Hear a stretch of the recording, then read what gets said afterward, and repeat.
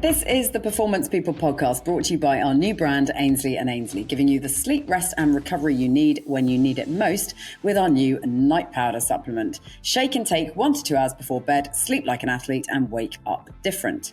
Now, on the pod this week, a double Olympic gold medal winning cyclist who turned his focus to the road and went on to become the first Welshman to win the Tour de France. I'm talking, of course, about Super G himself, Geraint Thomas, who tells the inside story of his incredible win and the performance lessons he learned along the way. And if you're watching this on YouTube, well, enjoy. I messaged you, didn't I? I was like, is it okay if I'm getting a massage during this chat? But yeah, so that's where we ended up. That was the kind of the moment I was like, what?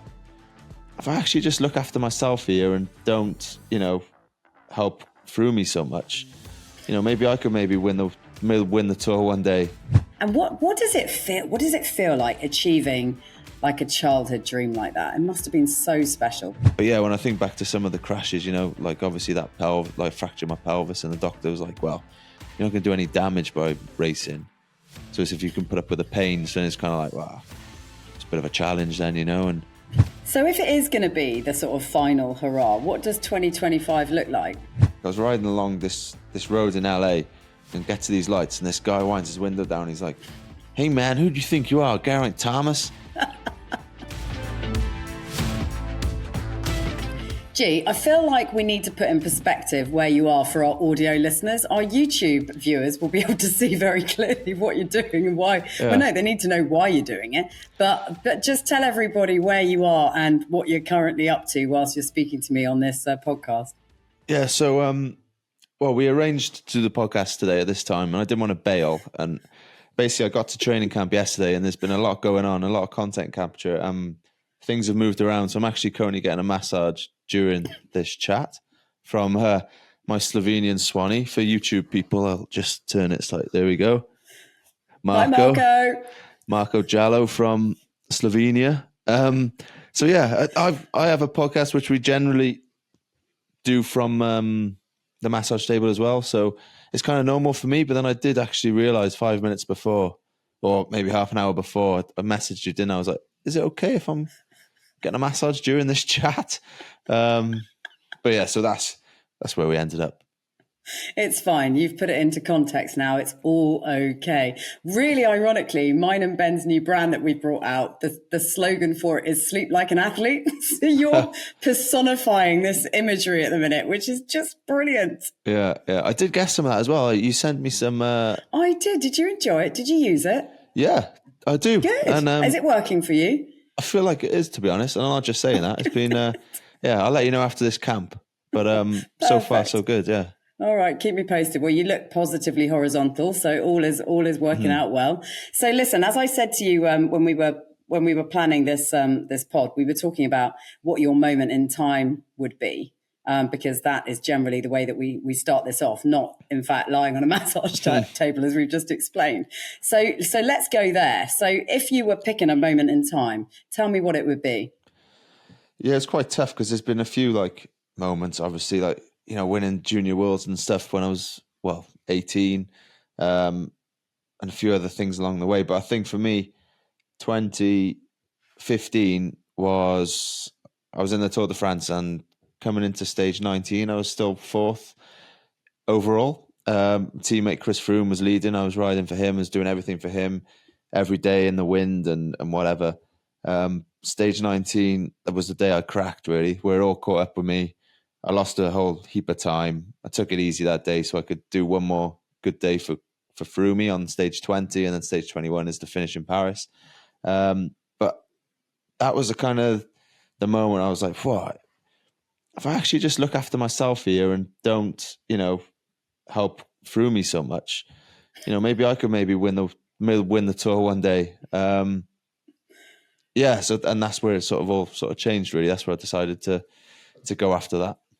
Hence why you're sat on the massage table right now. But just sort of tell me what you mean by that, because you sort of say it flippantly, but actually when you say, if I just look after myself, what do you actually mean by that? Between the years of 2015 and 2018, when you then did win the Tour, what happened in that time what switch got turned on in that time that changed things for you? So basically, like in cycling, people who are new to cycling, struggle to understand that it's a team sport. Like it's very individual, where one guy wins the race and stands on the top step of the podium, but without a whole team behind him working for him, he'll never be able to do that. So, so by that I mean, like in 15, everything was for Froome, and in the cycling team in the Tour de France, it's like a football team. The Froome's the striker who scores the goals, gets the glory type thing. But you need the whole process of getting the ball to him in the right position to score the goal, basically. So my role in that race was in the high mountains. I was the last guy with him. But then there was other days, like windy days, where, you take the win for him on the flat. Some of the other guys had a few bad days. I kind of stepped into other roles as well, and was just doing a lot of work, basically, spending extra energy that Froome and the other guys racing for the overall weren't doing. So basically, by looking after myself, I mean, if I had somebody to sit behind to shelter me all day, and if I was one of the protected guys going for the win, how could I do, basically? Because I rode the Tour for the first time in 2007, and I struggled to just finish the race. I wasn't expected to finish. Every day was a grovel. And I never in a million years back then did I think I'd ever come close to being competitive in the Tour. So, 15, when this, get to stage 19 out of 21, crack and lose time, whatever. But I was like, if I just have the team riding for me, what can I do? And that's kind of what I mean by that. Yeah, and it is really interesting what you say about the fact that it is such a team sport, and you have always been touted as such a team player. When you sort of made that move to say, right, well, I'm not just going to be the team player guy, but I want to be the leader, how did your mindset did it have to change in that time as well to get yourself into a different place where you were the leader and not being that guy that you had so regularly been, making sure that the other guy was capable of the win? Yeah, it was a big change because, I'd led other races. So, that's the other thing with cycling. There's 1 day races, which are flat and like cobbles and windy. And then there's like 1 week stage races. And then there's obviously the Grand Tours, the 3 week races like Tour de France, Giro and the Vuelta. And, I was leading other races for the team, but the Grand Tours are special, and they're, the pinnacle really. So then you become really like the leader of the whole team rather than just, a squad is made up of 30 guys. You can have maybe 7, 8 guys that can all win 1 week races. Really, we only have 1 or 2 guys that can win a Grand Tour, and they're the real sort of kingpins of the team, so to speak. So that was a big change. You kind of take on the leadership of the whole squad and the whole season and success of the team, especially in a team like Sky. Back then, when we were winning tour after tour, the expectations were super high, and anything less than a win was seen as a failure. So there was a lot more pressure when it came to that. But I just loved it, to be honest. I just thrived on that. And I think, from when I was a kid, I always dreamt of just riding the Tour. And as I say, to then be in a team like Sky, who had won 3 or 4 Tour de France titles by that point, to have the opportunity to be a protected rider in that team was just massive. And we were all down in Monaco, myself, Froome, 2 or 3 other key riders in the mountains. Our coach, we had like a Swanee, we call him, who basically, well, like Marco, massage guy, sorts out the food for training, follows us in the cars.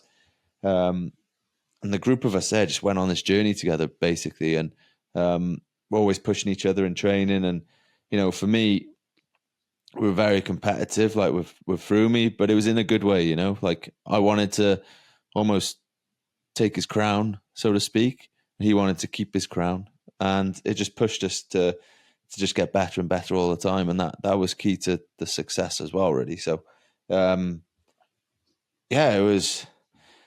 happened quite quick. I spoke to the team afterwards and they were keen for me to give it a go. I targeted the Giro first, the Tour of Italy. And then 2018 went to the Tour as sort of like we we were supposed to be on a level playing field, but Froome had won 4 tours, so he's obviously gonna, subconsciously for everyone, he was the leader really. So, but yeah, it went really well, and the rest is history, so to speak. Did you have to sort of do anything differently? Did you have to prepare differently in a way that you had done for previous tours? I think so. It was more. It's all based on that one race. Everything up to it is a build up to that and a test almost.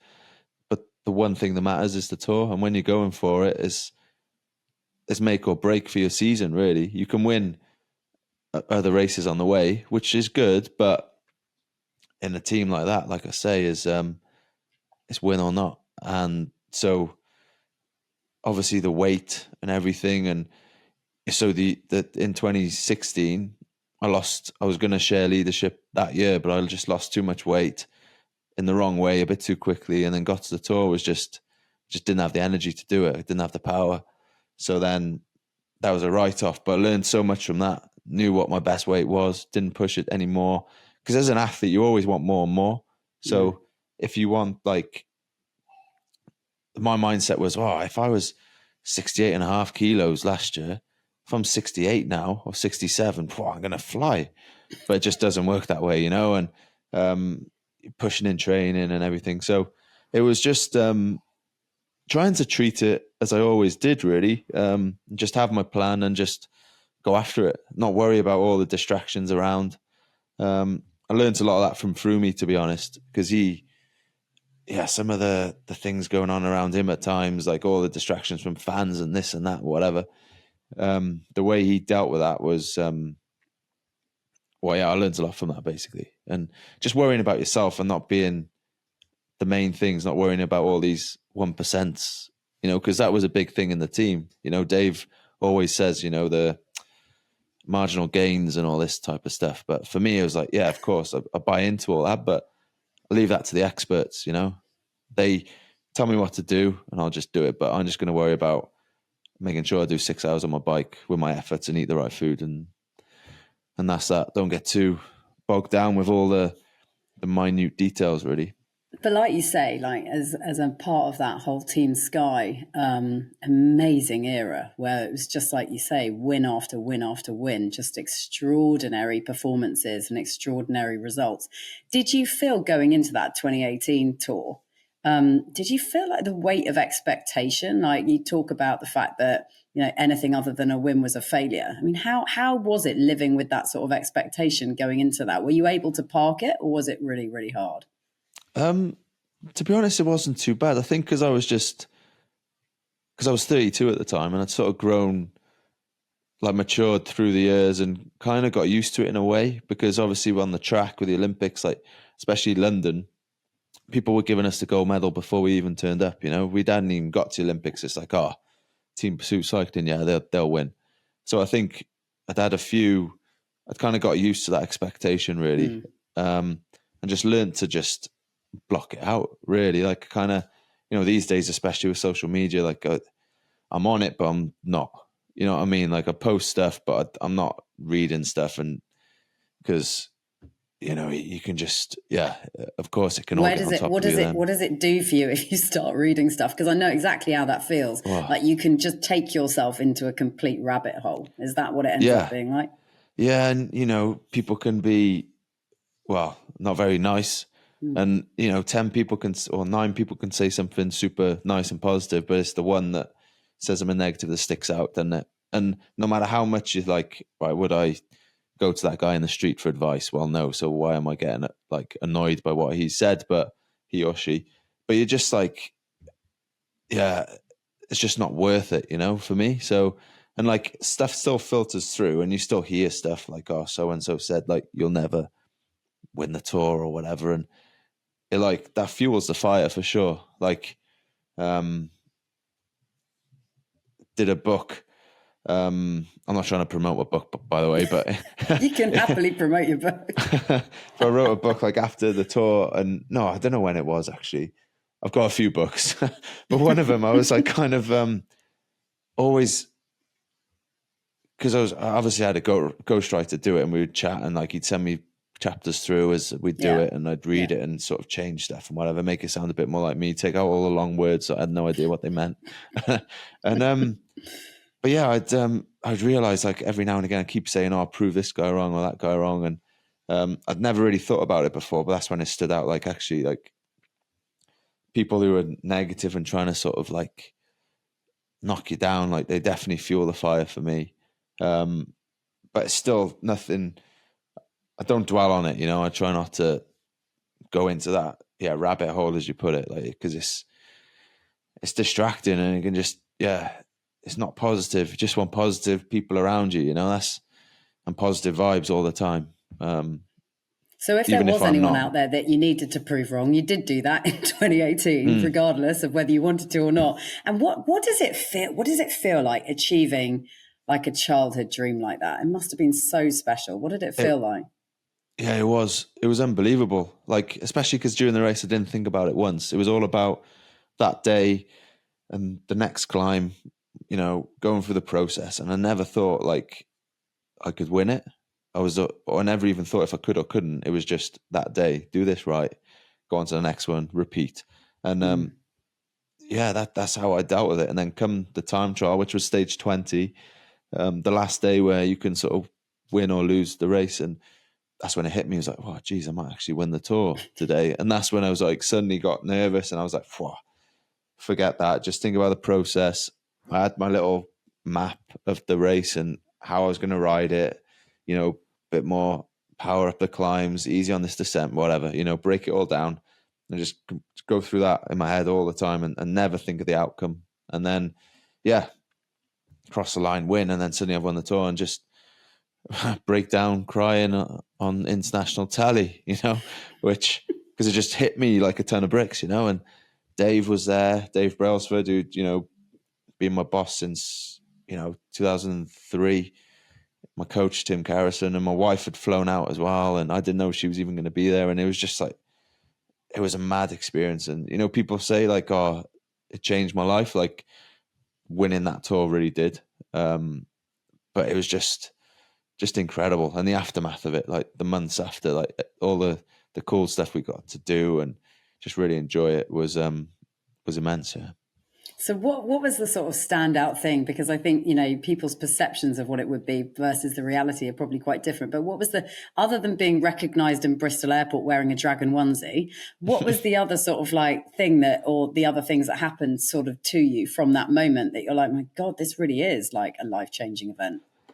I think like being in America, like I was riding along this road in LA and get to these lights and this guy winds his window down. He's like, hey man, who do you think you are, Geraint Thomas? And I just like look across. That was my American accent, by the way. And it was so good. I look across. I'm like, all right, mate. And he's like, holy shit, Geraint Thomas.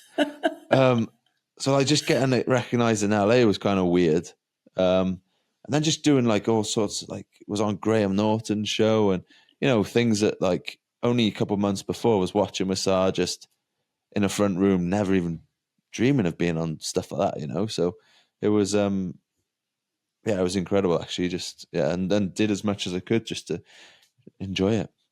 And what was the reception like back home? Because my mum's Welsh and my grandfather was Welsh and my grandmother, and I know how proud they are of anybody that does anything extraordinary from the valleys. So what was it like going back home after that? It must have been incredible. Yeah, it was mad, like, because they lit up all these, like, what was it, like the museum and maybe the Senate and like the government building, and they lit them all up yellow the day that I won. Brilliant. And had this homecoming thing, like parade type thing, maybe, I don't know, 10 days afterwards. And, normally that's for like, football teams and stuff, or we've done it for the Olympics, but I never thought I'd do something like that purely for me.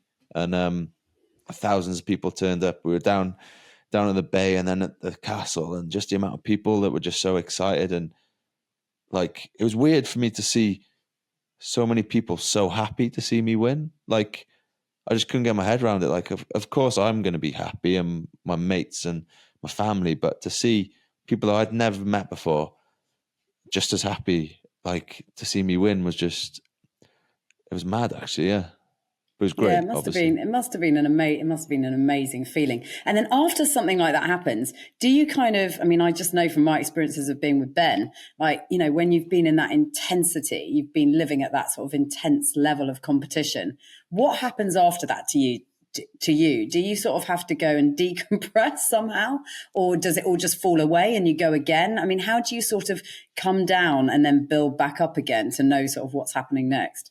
I think because I stepped away for a bit, I had to do like one more race at Tour of Britain, and I was like, I'd put on a few kilos. I was absolutely hanging for the race. It was horrible, but we did so much partying, but then all of some cool stuff like going to like Arsenal game and a Wales rugby game, and then we were in America. Was on pitch side at like Patriots and like met Tom Brady and all this type of jazz. So, but by the time it got to like this time of year, December again, I was like, I just want to get back on my bike now and like leave all this behind and like just be bored and just be tired from training, not late nights and early mornings and traveling. So to be honest, it was kind of easy because I got to that point where I was just like, oh, I'm done with all this now. I just need to get back into that mundane life of just, training 9:30, get back at whatever, gone 3 and just eating salad and fish and just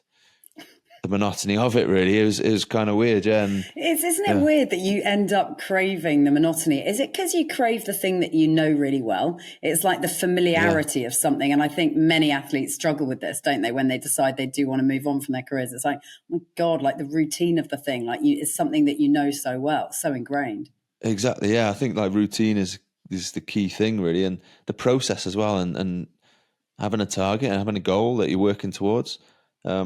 So like after the tour, it was about like, right, okay, well, I need to prove that guy wrong because he thinks it was a fluke, So, and then it's like, right, you're back on that hamster wheel again, doing everything and adapting how you do it as well, because obviously time changes and stuff. But yeah, it's I think like because I'm certainly close to the end of my career now. I've been 19 years as a professional next year, so it is kind of daunting, the thought of like, yeah, like what. You're going to need something to go after because, my whole entire adult life of being targeting something, training towards something. Every time you wake up, you're like, right, this is what I'm doing because of this, So it's going to be a change, that's for sure. And also, what's Marco going to do? I know, yeah. Yeah, Marco, he's going to, I don't know. He'd have to go back to Slovenia and just sort of, well, he's got a clinic. He'll be all right. He'll be all right. He'll be fine, Marco. He's got magic hands. He'll be completely fine. But I suppose that is a really real sort of worry, isn't it? Is it one of those things that keeps you up at night? I know, again, like with being with Ben, it's like, you have to have almost like sort of 2 careers. And you don't know what that second one's necessarily going to look like. And yet you've been super successful at the first. So is that something that keeps you up? Is it something you worry about? Or do you just sort of crack on with your day to day and say park that for another day? Yes, I wouldn't say worried, but I'm definitely aware of it. And I'm like, right, I need to sort of think of something that I'm possibly going to do. And I haven't really thought of anything yet. So the closer it does get, I think the more sort of like, I'll be like, what am I going to do? But it's exciting though as well. Like having done it for 19 years, well, possibly 20, but I'm pretty sure I am going to stop. But it's, to do something new is exciting, really, like a whole new chapter to go after. But I know for sure if I didn't go into something, you'd be bored straight away, you can take the kids to school and then what? Like sit around the house all day. Like it's just, even when I had COVID, I started like tidying up the house and stuff, and my wife was going nuts at me. So it's just stay in one room. But so I'm going to have to do something, yeah. So if it is going to be the sort of final hurrah, what does 2025 look like? I think I wanted to go to the tour one more time. I think to win a stage there in my final year would be really good. But I think just be competitive all year round and just try to share my experience with the younger guys. Like this sport's getting younger and younger all the time.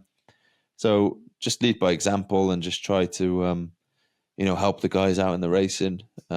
Because I kind of started, as a domestique, then you're the leader in some races, and you end up getting to the pinnacle, and then next year I think sort of start to come down the other side and help the boys again. Really play that sort of, I don't know, see myself as maybe a playmaker in centre midfield. You know what I mean? If I'm comparing myself to football now. Yeah. But, Do you like the idea? Do you like the idea of being sort of a mentor to that younger lot coming through? And how different is the cycling world that they're going to inherit versus the one that you came into? Oh, it's changed massively, to be honest.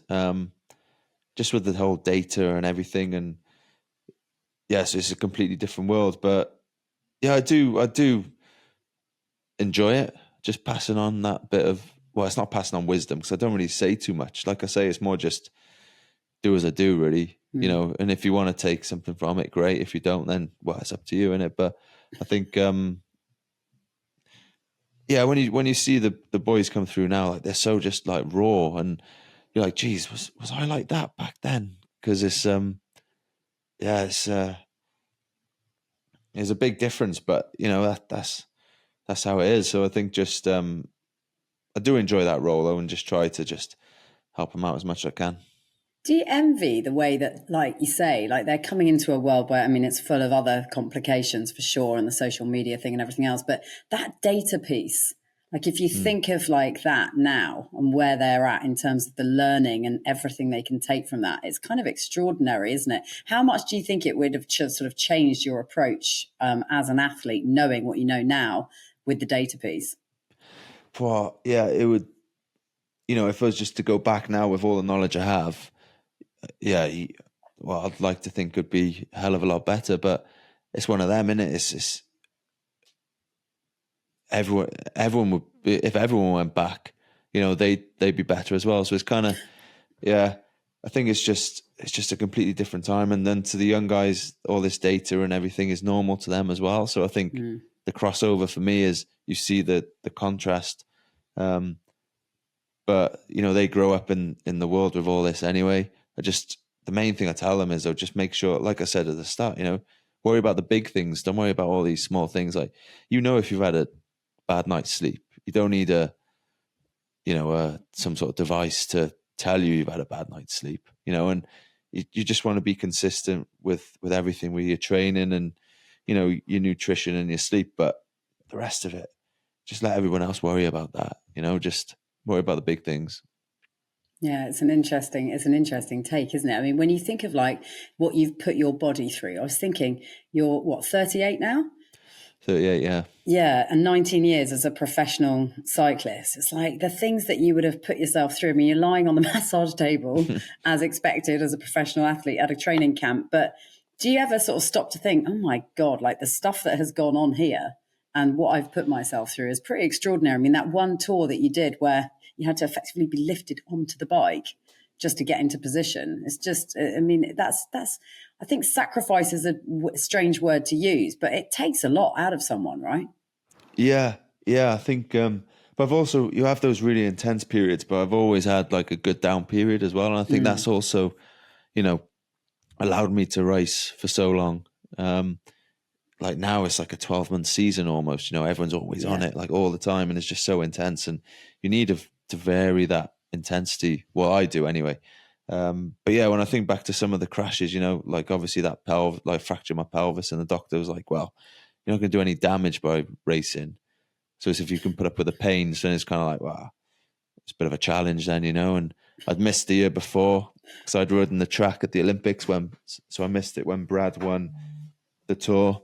So I really wanted to be a part of that one. So I wasn't just going to give up, so to speak. And so, yeah, and all the injuries and stuff, but I've been fortunate to always have good people around me to help me through that. And especially back home as well. I think people always say it, but because I guess it's an easy thing to say, but, with yourself and Ben as well, you need that real solid support back home to just, be consistent and get through it. And,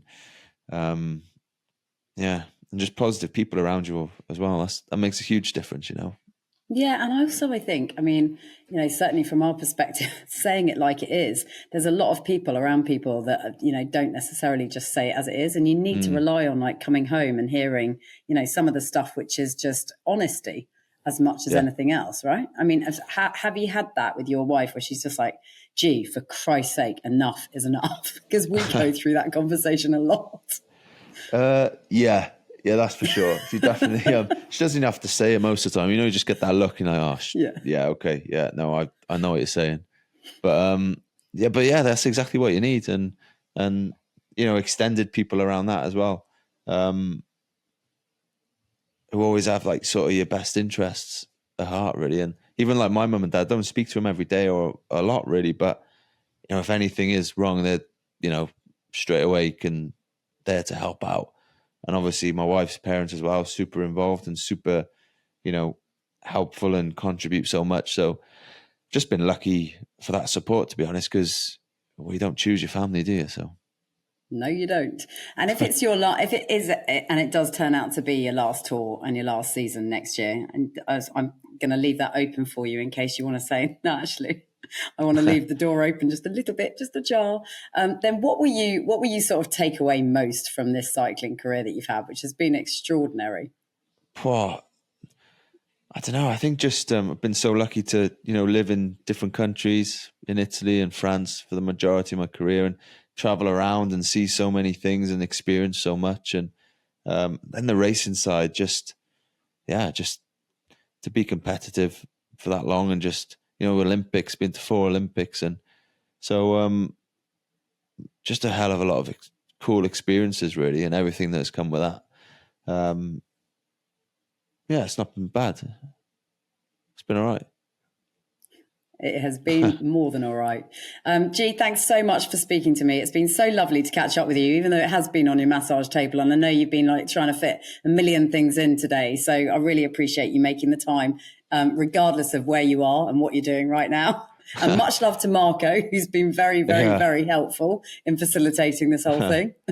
Pleasure. No worries. And thanks for having me on. I've enjoyed it. Pleasure. It's been lovely. Great to talk to you. Great. Cheers. Join us for the Performance People podcast every week for the highs, lows, lessons and stories from people like this lot. Michael Johnson. Some days what I would see is a person who is a shell of what I used to be. Eddie Hearn. We don't operate in a business that's dangerous, but we just operate in one where you've got to sleep with one eye open. Mo Farah. It couldn't get any harder than what I've gone through, and at that point I just kind of went for it. Paula Radcliffe. You can only control yourself. Susie Wolf. And Toto did once liken me to a donkey. Every Tuesday, wherever you get your podcasts.